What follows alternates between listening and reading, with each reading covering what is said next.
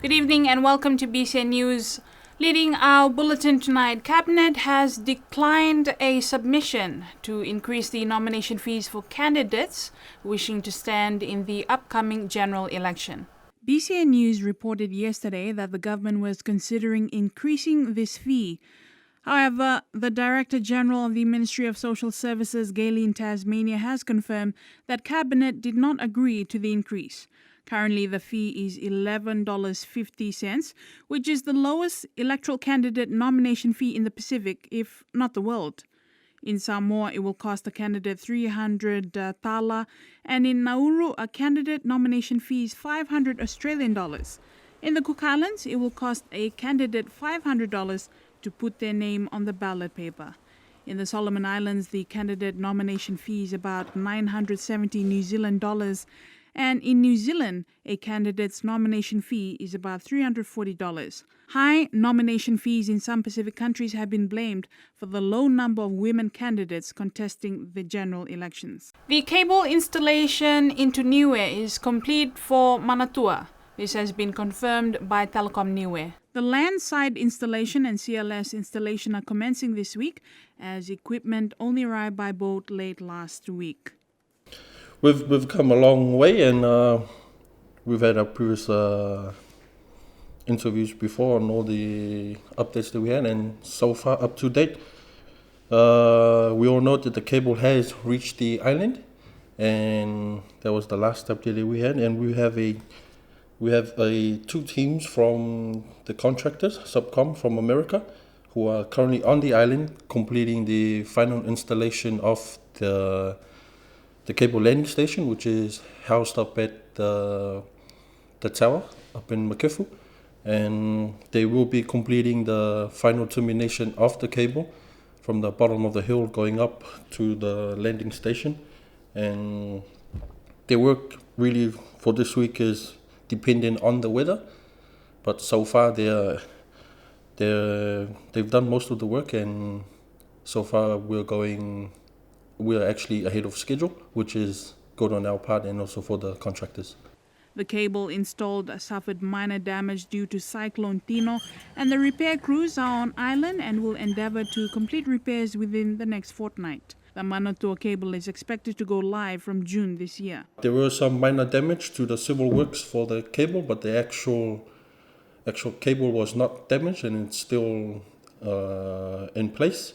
And the contractors who are on the island also are responsible for those minor damages. And so far they have done assessments, and they've already had a plan on to fix the minor damages, but it does not affect their timeline for their schedule of work. Meanwhile, telecommunications executives from the 4 partner organizations behind the Manatua One Polynesia cable have confirmed that the cable lay operations were successfully completed in January this year. The new optical fiber submarine cable now spans the South Pacific and will transform speed, capacity, resilience, and affordability. Manatua is the first submarine cable to connect Niue and the Cook Islands. So far, Niue is ahead of schedule, and the other countries also. As far as I know, I think Samoa also has a team that's already in the same stage as Niue. As of the other 2 nations, I am unaware of their progress, but so far, according to the whole consortium, that everything is within schedule and nothing should be holding them back or should be delaying. But we all know that most of the work is also weather dependent, and it may cause some delays, but they have some contingency in place for any delays as such.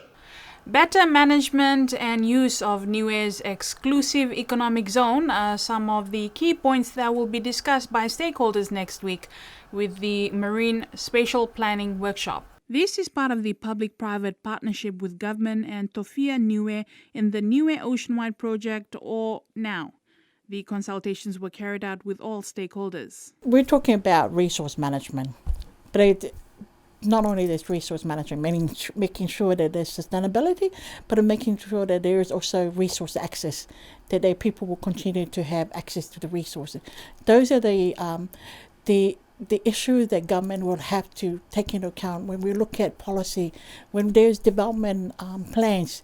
How are we going to recognize this different interest, and how do we manage it? So the marine spatial planning is an opportunity to balance those and help government to have an informed process whenever there's any proposal or for tourism development or any other type of development that involves the marine space. To have a sort of a final look at what that looks like, all their efforts today, because that will go through its final consideration. If you'd like to know what the visual representation of what the draft spatial plan looks like, it's basically 4 big zones at the moment. The first is the traditional zone, and that's from 0 to 3 nautical miles out, and that's the one that I mentioned will have considerable additional discussion on the details that would be applied to that over the coming year. The second zone is from 3 nautical miles out to 24 nautical miles, and that will have semi-commercial elements to it as a use zone, and the details of those uses and the applicable compliance strategies around that will be presented next week. And then from 24 miles out to the 200 mile zone is sort of general use, but that also has some rules and observations that will be relevant to people's interests. And then the fourth one is the large-scale marine protected area, which is already by law has been established. The draft plan will be presented in the workshop next week. Over $140,000 of grant funding is being distributed by the Chamber of Commerce. A total of 38 applications were received by the Chamber of Commerce for business development grant funding in October last year. According to the Chamber, this is one of the largest amounts distributed to help businesses, from the established new businesses to those in the primary industry, with the subsistence grants. The grant is categorized into 4 types. The subsistence grant is valued up to $1,000. The business startup and business assistance grant are valued up to $4,000 each, and the business growth grant is valued at up to $10,000. The business development grant fund is provided by the New Zealand Aid Program through the Government of Niue and administered by the Chamber of Commerce.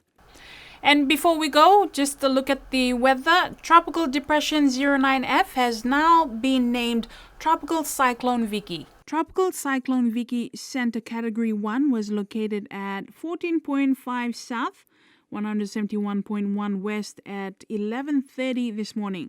Distance from Niue about 480 kilometers to the north square on cyclone tracking map near square J14.